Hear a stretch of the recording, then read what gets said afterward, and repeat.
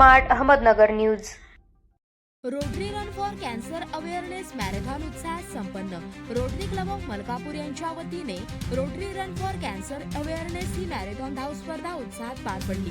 ढेबेवाडी फाटा रोडवर आयोजित 3 किलोमीटर अंतराच्या या स्पर्धेत शहरासह ग्रामीण भागातील मुला मुलींनी मोठ्या संख्येने सहभाग घेतला। स्पर्धा 14 वर्षे व 18 वर्षे अशा 2 वयोगटात घेण्यात आली। प्रत्येक गटातून प्रथम 5 विजेत्यांना रोख पारितोषिक देऊन गौरवण्यात आले। तसेच सर्व सहभागी स्पर्धकांना मेडल व प्रमाणपत्र देऊन प्रोत्साहन देण्यात आले। एपी स्पोर्ट्सचे रो अतुल पाटील व रो संदीप पाटील यांच्या मार्गदर्शनाखाली स्पर्धेचे नियोजन सुरळीत पार पडले।